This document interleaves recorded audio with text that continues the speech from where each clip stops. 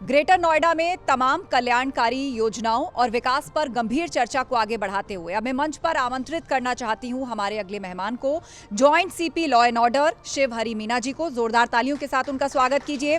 कृपया मंच पर आएं। आपका बहुत बहुत स्वागत है और इस सेशन को होस्ट करेंगी मेरी सहयोगी शीनम शर्मा।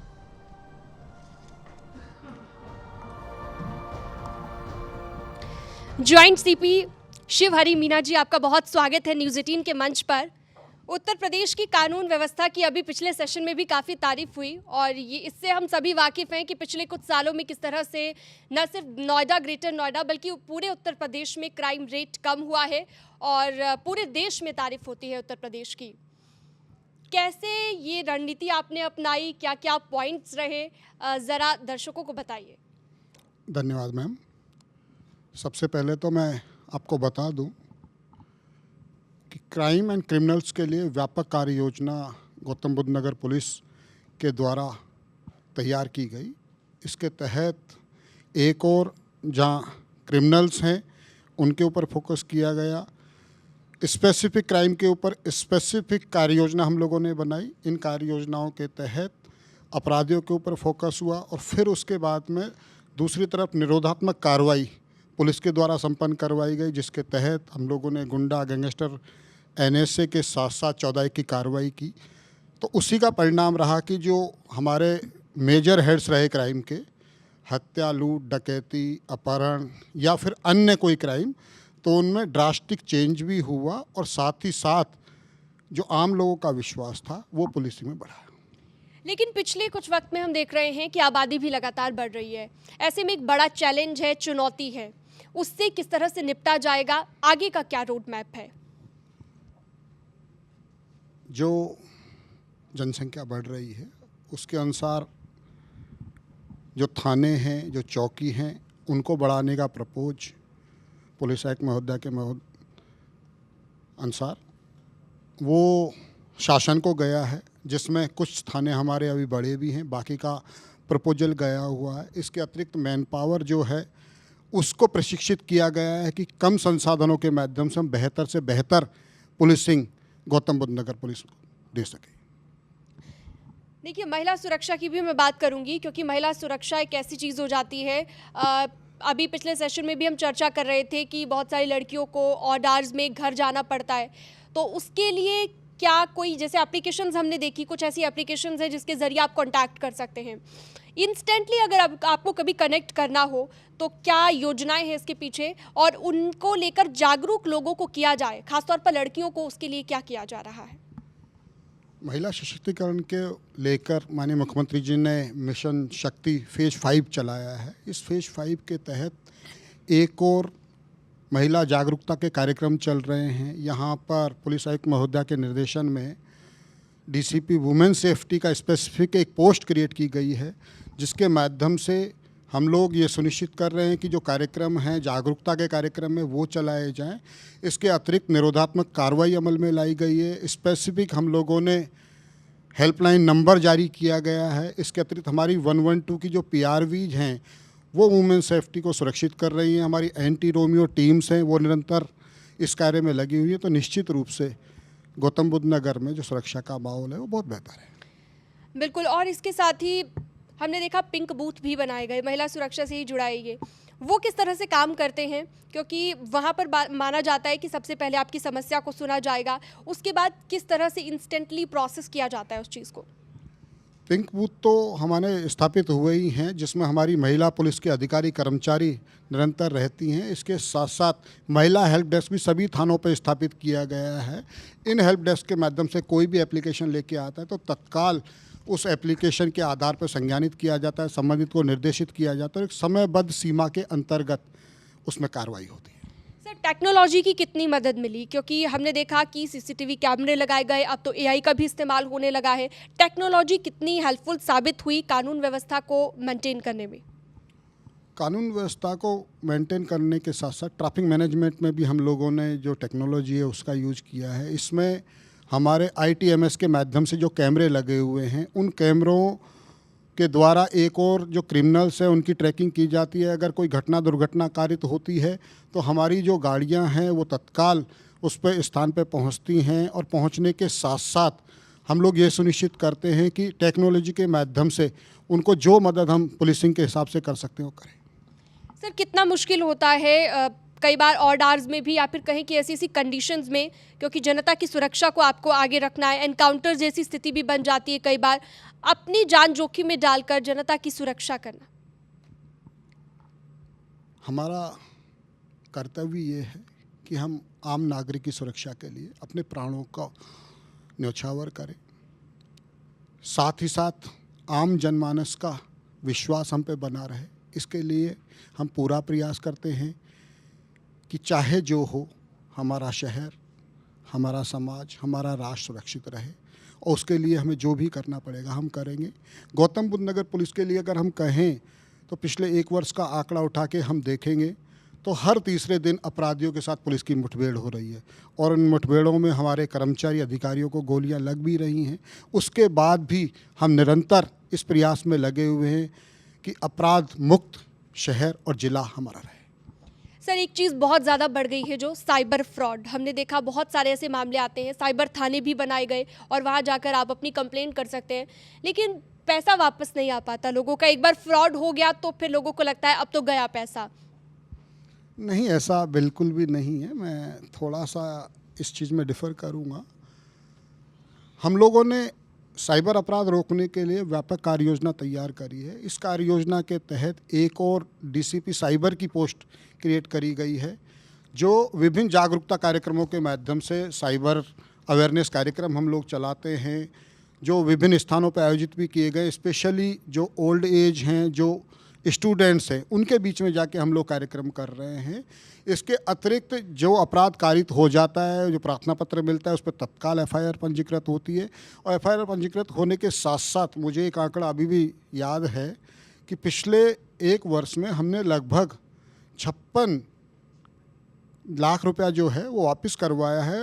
217 जो अपराधी हैं उनको जेल भेजा है। तो निश्चित रूप से ये चीज़ें कहीं ना कहीं इंडिकेट कर रही है कि जो साइबर अपराधी हैं उनके विरुद्ध गौतम बुद्ध नगर पुलिस बहुत अच्छा कार्य कर रही है। बिल्कुल। और डिजिटल अरेस्टिंग एक बहुत बड़ा मसला बन गया है, पुलिस की भी छवि खराब करने की इसमें कोशिश की जाती है। उसके लिए हमने देखा एक कॉलर टोन भी अभी चल रही है और उसके ज़रिए भी जागरूक किया जा रहा है, तो उसके बारे में ज़रा सा बताइए कि कैसे लोग और ज़्यादा जागरूक हों ताकि उनके साथ ऐसी चीज़ें ना हों।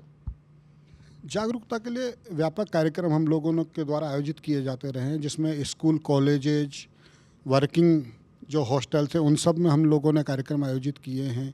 साथ ही साथ मीडिया के माध्यम से, RWA के माध्यम से हम लोग ये सुनिश्चित कर रहे हैं कि विभिन्न स्थानों पर जाके हम लोग जागरूकता करें। इसके अतिरिक्त लोगों को ये भी बताया गया है कि अगर किसी तरह का कोई फ्रॉड की कॉल आती है, तत्काल हमारे जो साइबर थाने हैं उसमें कंप्लेंट करें। इसके अतिरिक्त हमारे जो सीनियर सुपरवाइजरी ऑफिसर है उसको भी बता सकते हैं। एक हेल्पलाइन नंबर भी साइबर के लिए स्पेसिफिक हम लोगों ने जारी किया है। रोड सेफ्टी को लेकर क्योंकि बात करना बहुत ज़्यादा ज़रूरी हो जाता है, हमने देखा हादसे बहुत सारे हो रहे हैं, ट्रैफिक पुलिस लगातार तैनात रहती है, चालान भी काटे जाते हैं और अब तो डिजिटली तमाम चीज़ें हो गई है तो आपका चालान सीधा घर आ जाता है। फ़र्क पड़ा क्या उस चीज़ से? चालान की संख्या में कोई कमी आई या फिर लोग अभी भी वैसे ही रूल्स ब्रेक करते हैं? देखिए, 2 स्तर पर इस पे कार्य, क्योंकि जुर्माने की संख्या भी अब बढ़ा दी गई है। गौतम बुद्ध नगर पुलिस 2 स्तर पर काम करती है। पहले लोगों को अवेयर करने का काम कर रहे हैं। इस अवेयरनेस के तहत भी सेल्फी कार्यक्रम एक यातायात पुलिस के द्वारा चलाया गया, जिसका शुभारंभ हमारी पुलिस आयुक्त महोदया के द्वारा किया गया। उनका एक ऑडियो वीडियो क्लिप भी हम लोगों ने विभिन्न जो रोड पे CCTV कैमरे हैं, स्क्रीन से उनके माध्यम से चलाया। हमारे सिनेमा हॉल्स के माध्यम से वो चला, ऑडियो वीडियो क्लिप्स चलाए गए ताकि लोगों को जागरूक किया जा सके। जितने भी हमारे यातायात के नियम कायदे कानून उसके अनुसार, उसके बाद भी अगर कोई नियम कायदे कानून का उल्लंघन कर रहा है तो उसके विरुद्ध जो विधिक कार्रवाई है वो पुलिस के द्वारा संपन्न की जाती है। लेकिन मैं इसमें गौतम बुद्ध नगर के सभी नागरिकों को धन्यवाद देना चाहूँगा कि उन्होंने हमारे जागरूकता कार्यक्रमों के माध्यम से जो जागरूकता का अभियान चलाया गया उसके तहत उन्होंने हमें सहयोग किया और कंपैरेटिव जो नियम कायदे कानून का उल्लंघन करने वाले लोग थे वो कम हुए। कम हुई है संख्या, लेकिन जागरूक अभी भी नहीं है लोगों को लेन के बारे में नहीं पता होता। ट्रैफिक पुलिस क्या इस तरह के जागरूकता अभियान भी चलाती है जिसमें बहुत सारे लोग ऐसे हैं जिन्हें ये नहीं पता होता कि आपको कहाँ से लेन चेंज करनी है, गलत जगह से लेन चेंज कर रहे हैं। कई बार जो वाइट लाइन्स होती हैं उनके बारे में लोगों को जानकारी नहीं होती। तो क्या इस तरह के जागरूकता अभियान भी चलाए जाते हैं? जी हाँ, जागरूकता कार्यक्रम तो निश्चित रूप से हम लोग कंटिन्यू चला ही रहे हैं। स्पेसिफिक रूप से भी जैसे यातायात माह रहता है उसमें जागरूकता कार्यक्रम चलता है। इसके अतिरिक्त हम RWA के माध्यम से, व्यापारिक संगठनों के माध्यम से, स्कूल कॉलेजों के माध्यम से जागरूकता कार्यक्रम चलाते हैं। इन कार्यक्रमों में हम लोगों को ब्रीफ भी करते हैं और इसके बाद भी अगर कहीं पे कोई नियम कायदे कानून का उल्लंघन करता है तो उसको भी पहले ब्रीफ किया जाता है और बार बार अगर कोई नियम कायदे कानून का उल्लंघन करा है तो जो विधिक कार्रवाई है वो हम लोग संपन्न करवाते हैं। अच्छा, सरकार जो भी योजनाएं लेकर आती है या फिर पुलिस विभाग की तरफ से जो भी योजनाएं लेकर आती हैं वो जनता तक पहुंचे, ये भी बहुत ज़्यादा ज़रूरी हो जाता है। उसके लिए क्या क्या किया जाता है ताकि कनेक्ट जो है आप डायरेक्ट पुलिस जो है जनता के साथ हो? जनता को जागरूक करने के लिए विभिन्न समय पर कार्यक्रम आयोजित होते हैं। इन कार्यक्रमों के तहत जैसा मैंने पूर्व में आपको बताया है कि हम लोग विभिन्न जो सामाजिक संगठन हैं उनका सहयोग लेते हैं। उसके साथ साथ सोशल मीडिया के माध्यम से हम लोग अवेयरनेस का कार्यक्रम चलाते हैं ताकि लोगों को उनके विषय में पता हो सके और पता होने के साथ साथ हम ये उनको बता सके कि आपको ये करना है, ये नहीं करना है। तो यहाँ पर जो स्टूडेंट्स मौजूद हैं या फिर लोग मौजूद हैं वो भी अगर कोई सवाल पूछना चाहते हैं तो वो भी पूछ सकते हैं। सर से अगर कोई सवाल आपके मन में हो तो आप ज़रूर उसे बताइएगा। सर, एक और चीज़ जो सवाल मेरा था, महिला सुरक्षा की हमने बात की, पिंक बूथ की हमने बात की, लेकिन बहुत जगहों पर ऐसा देखा जाता है कि कॉल लगाया जा रहा है, कई बार कॉल नहीं मिल पाता है या फिर कुछ भी ऐसी स्थिति हो जाती है। तो क्या जगह जगहों पर थानों की जो संख्या है उसे बढ़ाने पर भी विचार चल रहा है? क्योंकि हमने हाल ही में खबर पड़ी थी कि 21 नए पिंक बूथ बनाए जा रहे हैं और क्योंकि आबादी तेज़ी से बढ़ रही है तो उसके हिसाब से थानों की संख्या बढ़ाना भी ज़रूरी है। ये कार्य योजना का पार्ट है। इसके तहत हमने 23 नए पिंक बूथ खोले हैं। इन पिंक बूथों के अलावा हम चौकी और थानों का भी विस्तारीकरण कर रहे हैं। हम लोग ये प्रयास कर रहे हैं कि लोगों को थाने चौकी ना आना पड़े, इसके लिए सोशल अवेयरनेस कार्यक्रम चल रहा है। अगर वो कोई भी शिकायत ऑनलाइन करते हैं तो उस पर हम लोग रेस्पॉन्स करते हैं। इसके अतिरिक्त हमारी जो PRVs हैं, 112 की गाड़ियां हैं, PCR वैन हैं, हमारी लेपर्ड हैं, मोबाइल्स हैं, पिकेट गश्त हैं, उनके माध्यम से भी हम लोग ये सुनिश्चित कर रहे हैं कि जो सुरक्षा का माहौल है वो अच्छा रहे। कुछ ऐसी एप्लीकेशंस अगर आप बताना चाहें जिनके ज़रिए हम रीच आउट कर सकते हैं, जैसे दुर्गा शक्ति ऐप हो गई महिलाओं के लिए, बाकी लोगों के लिए आपकी साइट्स पर जाकर हम जैसे कि डायरेक्टली कनेक्ट हो सकते हैं, लेकिन कई बार ऐसा होता है कि साइट के थ्रू नहीं हो पाते। तो कुछ अगर आप दर्शकों को बताना चाहें। आपको बता दें कि जैसे साइबर क्राइम के लिए 1930 एक नंबर है जिस पर अगर आप डायल करेंगे तो तत्काल आपकी जो साइबर की कंप्लेंट है वो दर्ज हो जाएगी और ऑनलाइन हमें प्राप्त भी हो जाएगी। इसके अतिरिक्त महिलाओं की सुरक्षा के लिए 112 का हमारा स्पेशल दस्ता है वो चल रहा है। 1090 पे आप लोग कॉल कर सकते हैं। इसके अतिरिक्त हमारी विशेष हेल्पलाइन नंबर जो दिया गया है वो सोशल मीडिया के माध्यम से सारे साइट्स पे उपलब्ध है। तो अगर वहाँ पे आप कॉल करते हैं तो निश्चित रूप से पुलिस की सहायता तत्काल पहुँचेगी। अच्छा, बहुत ज़रूरी होता है कि आपको भी, क्योंकि जनता का सहयोग चाहिए, आप हमेशा सुरक्षा के लिए तैनात रहते हो। कुछ अगर आप ऑडियंस को कहना चाहें और आप हमारे इस कार्यक्रम के माध्यम से जनता तक अपनी बात पहुंचाना चाहें, क्या संदेश देना चाहेंगे लोगों को? मैं सभी लोगों से अनुरोध करना चाहूँगा कि अगर आपके आसपास कहीं भी कुछ होता है, अच्छा या बुरा, उसको ज़रूर बताएं।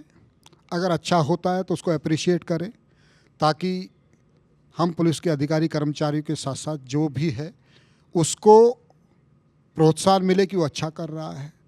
लेकिन अगर कहीं पे कुछ गलत हो रहा है तो तत्काल उसके विषय में संबंधित को बता दें, जो जिसका कंसर्न है उसको बताएं और बताने के साथ साथ एक अच्छे नागरिक की भूमिका में हम सब आएँ, ना गलत होने दें, ना गलत करें।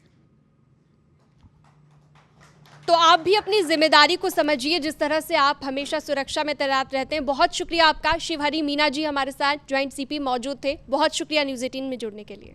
Thank you ma'am. आपसे रिक्वेस्ट है सर, कृपया मंच पर बने रहिए क्योंकि न्यूज़ 18 आपका धन्यवाद करना चाहता है। शिवहरी मीना जी ने जिले की कानून व्यवस्था पर विस्तार से चर्चा की है, हर सवाल का बेहद सफाई से जवाब दिया है और उनके सम्मान के लिए मैं स्टेज पर इनवाइट करना चाहूंगी न्यूज़ 18 उत्तर प्रदेश उत्तराखंड के एडिटर प्रभात पांडे जी को। कृपया मंच पर आएं और शिवहरी मीना जी का धन्यवाद करें।